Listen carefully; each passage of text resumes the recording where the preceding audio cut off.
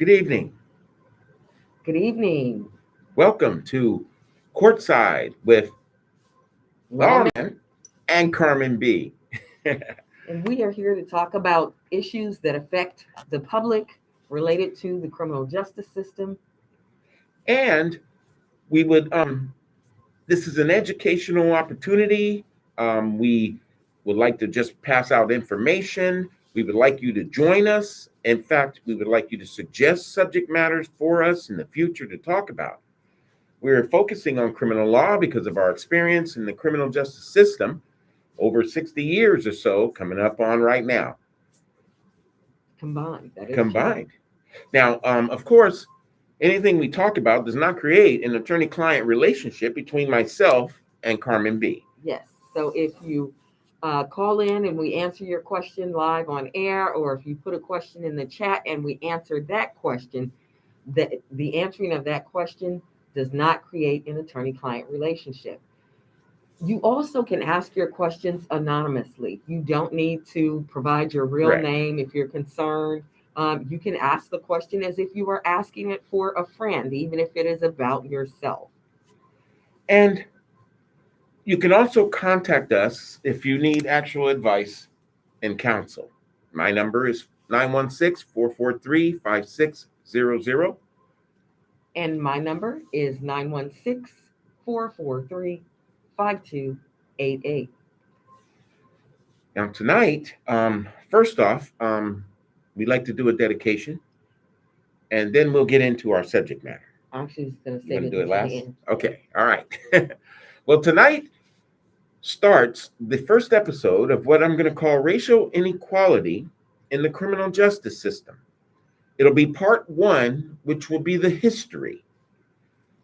Now, you don't have to talk about, well, you need to talk about history when you live in the present, because if we don't know where we came from and what has happened, then it affects how we move forward.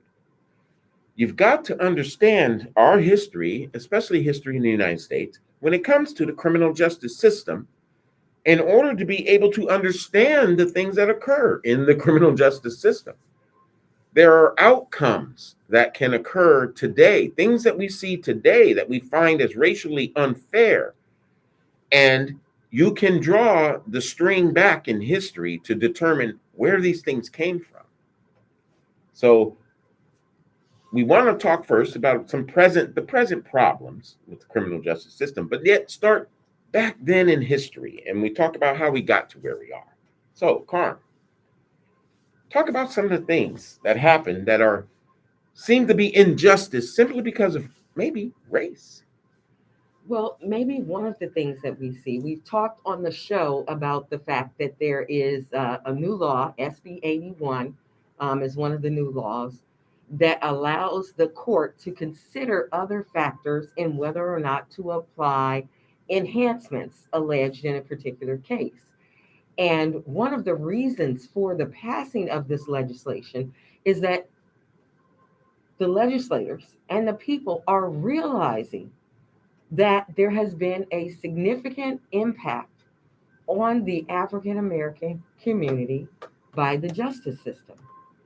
And in terms of the lack of equity in sentencing, the outright injustice of sentences that we see that are handed down to African Americans versus white Americans. One of the things that we can harken back to that has, and this wasn't that long ago, this has been in the time period during which Lawman and I have been practicing, is there was a difference between how powder cocaine, which was mainly used by white Americans, was treated versus, or I'm sorry, strike that, how crack cocaine was treated versus how methamphetamine was treated. Methamphetamine, which at that time was mainly a drug used by white Americans, could be charged as a misdemeanor or a felony, meaning that the district attorney had an option. Were they going to charge this person with a felony and have them risk having a felony conviction or give them a misdemeanor? Crack cocaine was a straight felony, no matter how minute the amount of crack cocaine. And it resulted in huge disparities in sentencing. Now, that is no longer the case in California, and both uh,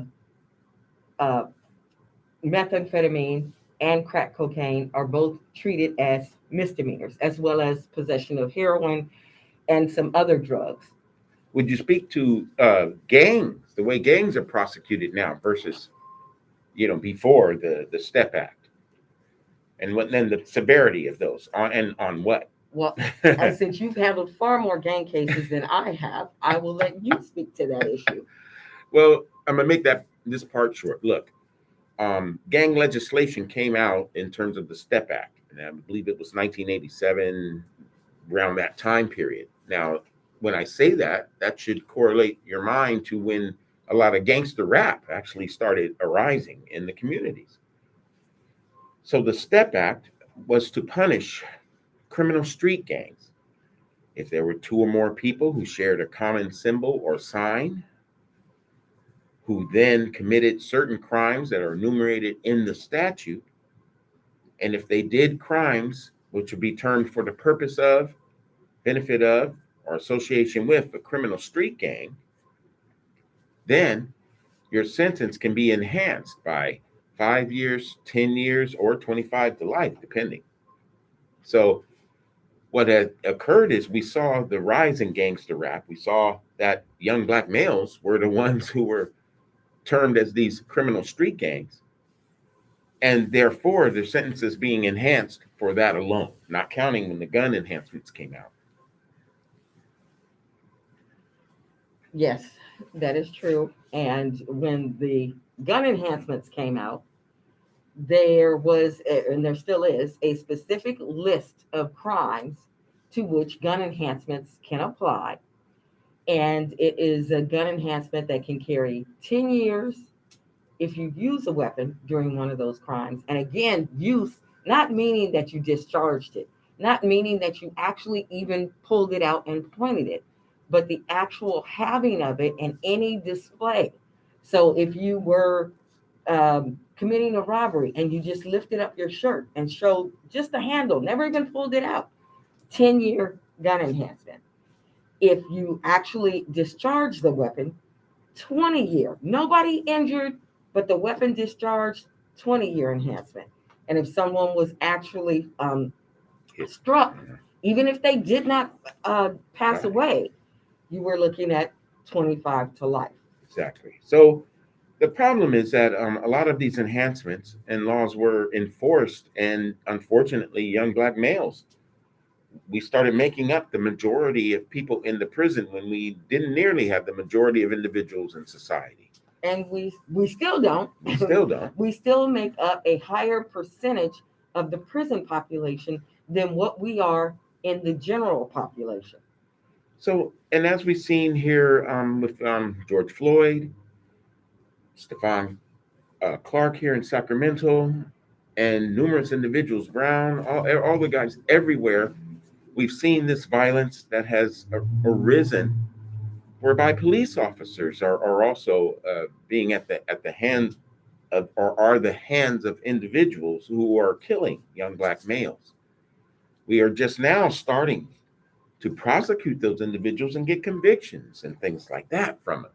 But those are few and far between. Right. And it still doesn't shine to the racial inequality in the criminal justice system. In fact, it now allows us to see it.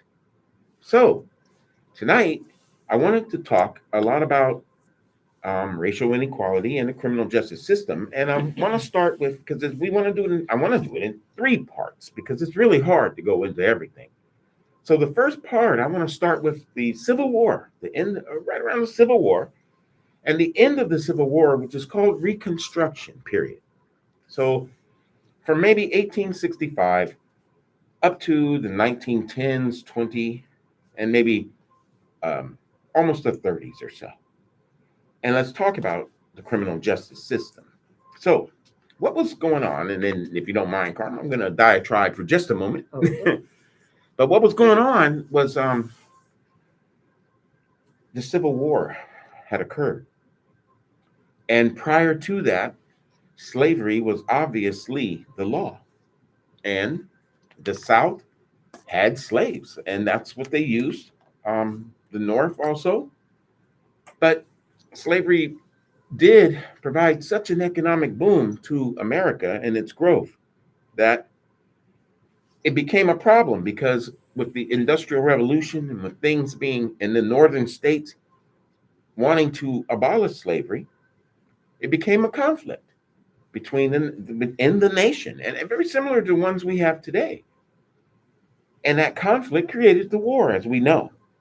Now, Abraham Lincoln was the president at that time. And this is the paradox of Lincoln. But it starts it all because a lot of people will argue that the war was over states' rights.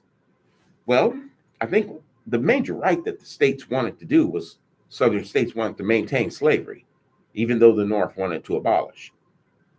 So it's similar to today's world where we talk about voting rights. Some people want to restrict, some people don't. Or we talk about abortion rights, things like that. So then it was slavery. That was the big thing.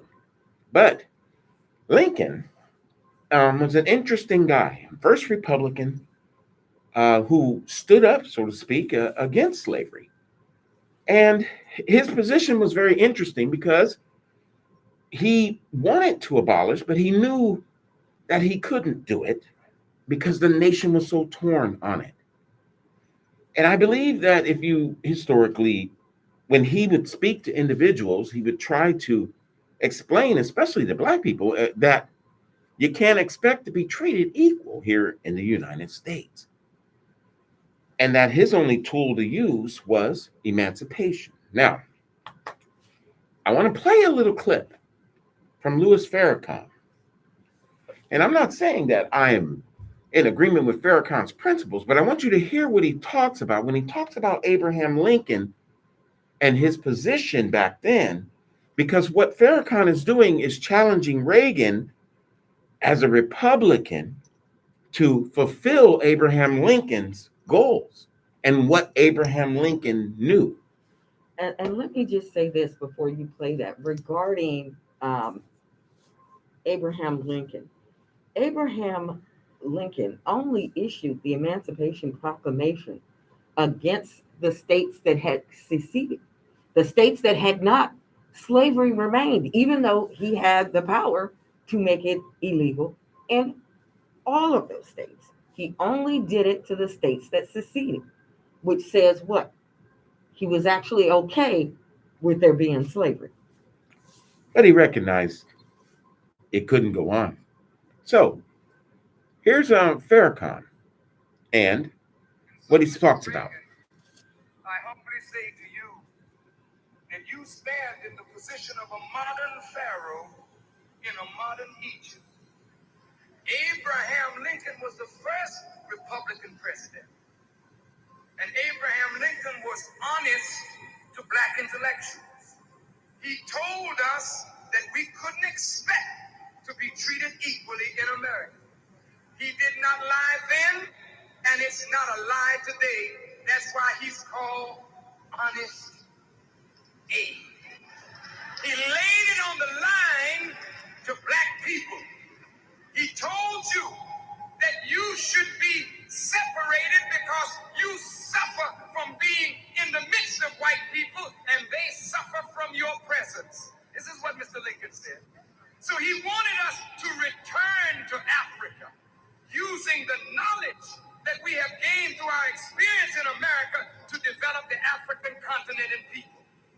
Mr. Lincoln was not able to get white people or Black intellectuals to agree with this solution, and so we were emancipated.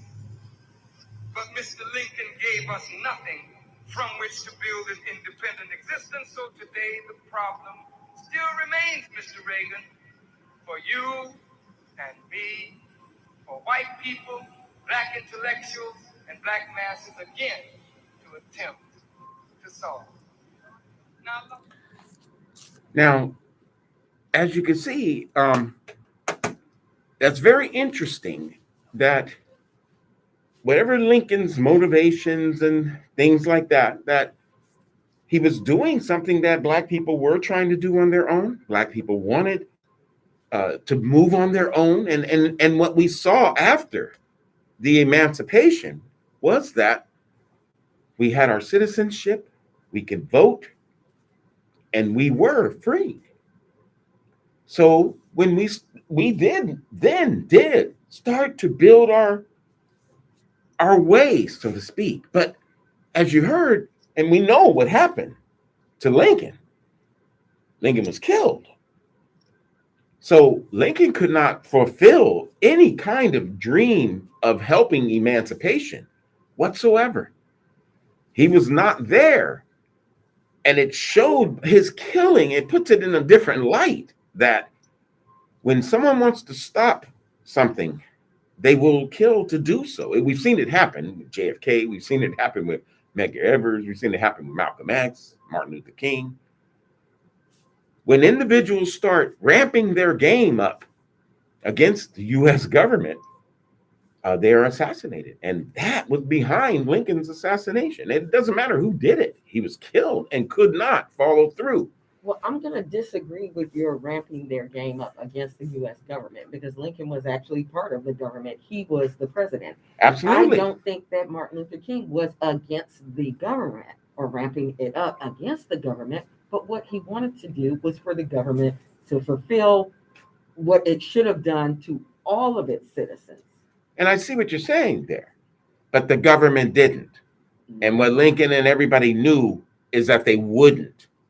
You see, and that's the problem. When I say ramping up, meaning you're taking an outward step into the world. It wasn't until Malcolm began to talk about taking his case into the United Nations, then he's killed. It wasn't until Martin Luther King went to where he died to talk to garbage men about striking, about using Black power economically in order to get what we wanted. When he started talking in that fashion, then he had to go. And I'm just saying, when Lincoln did what he did against most of the country and people who hated what he did, he had to go. So what I'm saying when I do say that is, if you do stand against the government and its operation, then it might be time to go. But what occurred is that what we saw was that individuals wanted slavery to continue. So, as a long story short, slave catchers and Fugitive Slave Act began to be legislation, as well as acts against sedition and vagrancy and theft and small crimes began to be enforced, creating this criminal justice system of individuals who were grabbing slaves, bring them back, and you didn't even have to be one of the bounty people. You could just rat on a slave, bring him back, go up and say you owed him. You have to be a slave if you read the story. You could be a free person. Years a slave. You could be a free person in a state where your freedom was recognized, right, and someone could kidnap you and sell you into a state that had slavery. Now, it wasn't slavery then. It became indentured servants that were used, and people working the lands under the masters now, and they used prisoners, where the whole issue of chain gang and thing came from. So now you were getting an 8-year sentence. You were going out and breaking rocks and building things. So your labor was free once again. And it usually was the South who had lost all of this labor. Now, Dred Scott came out in 1880. Because, so you see, between the Civil War and 1880 or so, there was this massive oh my God, what are we going to do with all these slaves? And our former slaves. And so the slave catching union, I'll call them, who used to wear 5-star badges, would go out and they became bounty hunters. A police of sorts. Of sorts. And there were vagrancy laws created where it was like, oh, if you're in this town or in this area and you can't prove that you are employed, then we can arrest you. It's a crime. And so that's how police department pretty much started out, having to police these small crimes that put people back into slavery. Because if you look at the 13th Amendment, there's a little provision there that says if you are convicted of a crime, you can then be enslaved. So with that little proviso, even after 13th, 14th, 15th passed, it was a way now, when we get to the 1870s and 80s, of putting people back into what would be called slavery by incarceration and the beginning of the criminal justice system. Now, the turn of the century came about 20 years after Dred Scott, which is separate but equal. Separate but equal became important because blacks wanted to challenge their equality. And I mean, The lack of equality. the lack of equality, right? Because just like Rosa Parks was put upon the bus, Dred Scott decided to challenge whether or not he can sit in the white section of a train. And realize this is 1880. This is not too far after the Civil War. But we were being grabbed and brought back. And Dred Scott now was a very, very light-skinned black male. I believe that he actually appeared white, Yeah. other than the fact that people knew that he had African American blood. And remember, the law back then was that one drop. If you had one drop of black in you, you were black. So he challenged this, and he sat there, and someone challenged him, and it became the decision that began separate but equal, whereby it was now declared that, okay, look here, if you got that one drop of black, if you are black, then you are not equal, and you will live in what it would be a separate society when it came to education, housing, facilities. The statement was separate but equal, but the reality of it was not equal. Sure. Anything that was for African Americans was substandard. Absolutely. But that was supposedly the separation, you see, that was supposed to occur to keep us separate. Now that was in effect for quite a while, but you got to realize here we come turn of the century, right? And we still had 13th, 14th, 15th Amendments, which said we can vote, we can participate in government, we can build our own towns. And that we did. We started to now build our own places because the law was separate and separation in society. So it became, we had our own doctors, we had lawyers, we had our own blacksmith, we had our own tailors. If you watch the old film, especially when you learn about Tulsa and you watch the individuals and black men and how they dressed back then, everybody would be suited up. Women would have dresses and things. It was a beautiful society. It looked like any other society, all of our towns. And we had carpenters, we had builders, we had roads built, neighborhoods built. And we know what happened then at the turn of the century is that what began to be our own separation and thriving in our separation was the destruction when, especially in South Carolina, North Carolina, and other places where there were blacks in Congress, there were blacks in city boards and things like that. We were holding office. We had houses, we had towns. And we saw that a spark could burn down a whole community, a community that hasn't been recognized or made whole to this day. And this just didn't happen in Tulsa. It happened a lot all over the place. When you say a spark, what do you mean? Meaning one spark between blacks and whites. One disagreement between whether a black man did something or not. And sometimes it wouldn't even be a disagreement. It was merely an accusation. Sure. Oh, yeah. Because we were being lynched at a huge rate at that particular time still, you see. So it wasn't like we weren't in danger. It's just that separate but equal actually allowed us to do our work, to build our own way, as Farrakhan was talking about. And he was hoping that And at the end of that, he challenges Reagan to follow up with what Lincoln started, in that helping us become independent in this nation.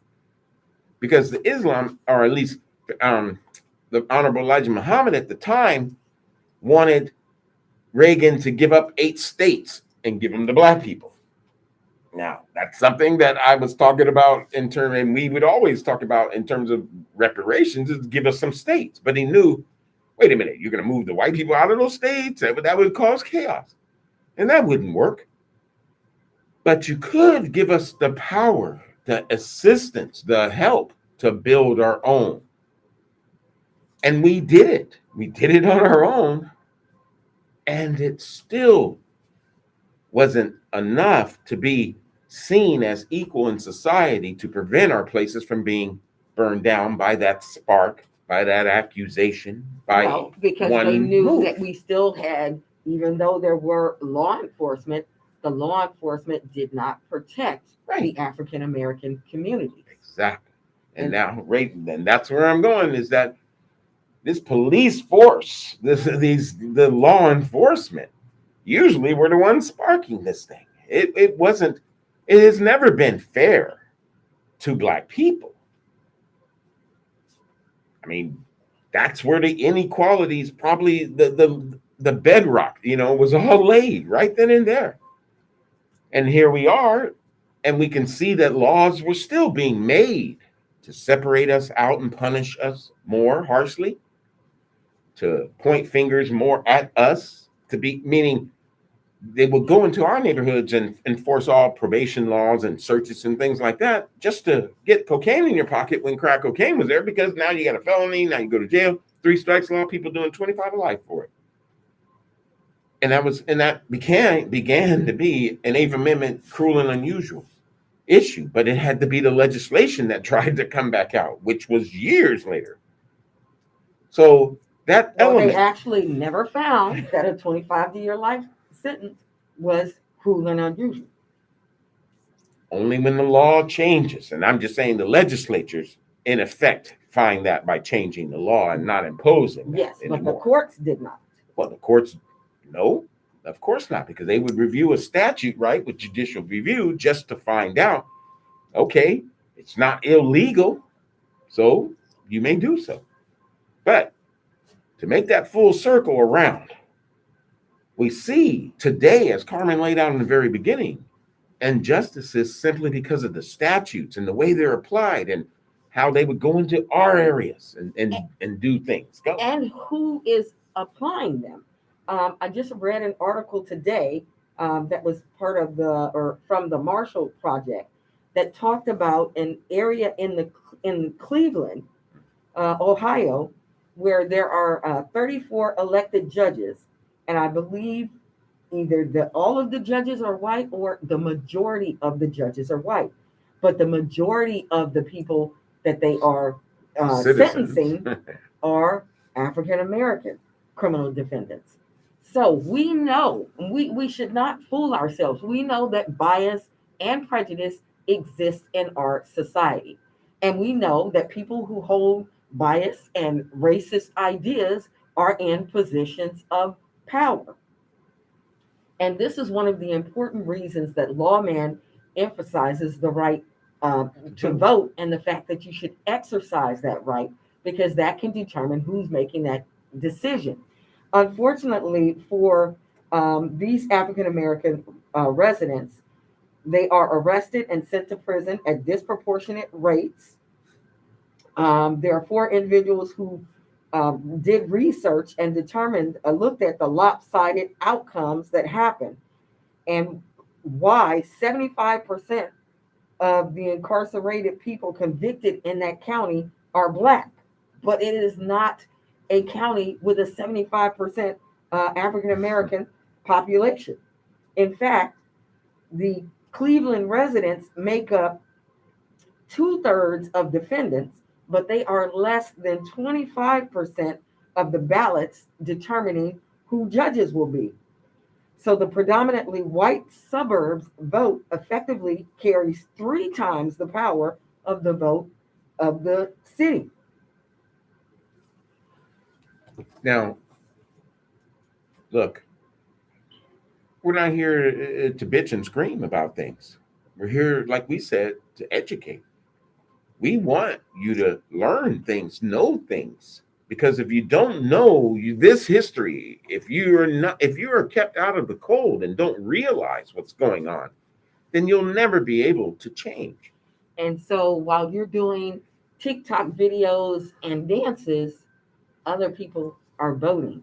And they're voting for people who are going to make decisions about your life, your relatives' lives, your husband's life, your brother's life. So that's why I stress voting all the time. Make it a priority in your life, something that you do. You can create voting parties and things like that. And it also stresses how we have to help each other. If we are not looking out for each other, then we will not survive together. I think it is the best way I can say that. And I don't I'm it doesn't matter. I don't care. Go live in a white community, but you got to look out for your brother also. You just have to, because of the injustice and the inequality that we find that's in our criminal justice system. That still results in us receiving second class citizen treatment. If it were Correct. otherwise, if all Americans were treated equally in this system, we would have nothing to complain about, Right. at least not as it relates to Not the to system. the law. Yeah. But we know that that is not what is occurring. That is not what has been occurring. So I think we've run out of time in our first segment, because we will explore this again. Because, like I say, it's very deep and it always relates to today. But we got to go now. But I just would like to dedicate this show to my cousin, Brian Wheeler, who passed away last night. Brian was an amazing man, an amazing human being, an amazing and wonderful father and husband and cousin and uncle.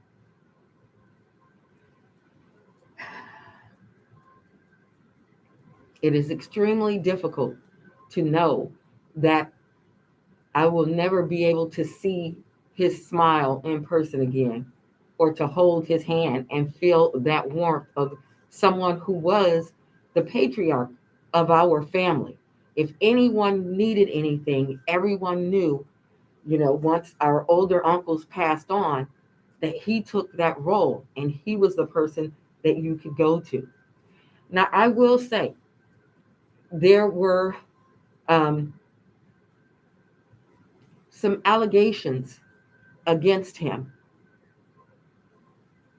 I don't know if they were true, but if they were true, they're partially the result of the fact that we have not received reparations, that we are treated as second class citizens.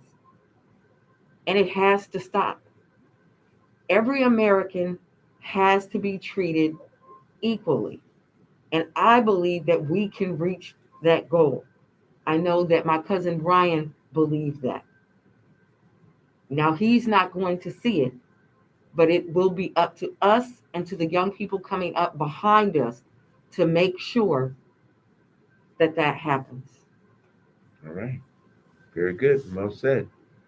So this is the conclusion of Courtside with Lawman, and Carmen B. we'll see you here next Friday at 6 p.m. Everybody stay safe, please, Yes. and watch out for each other. Thank you. Thank you.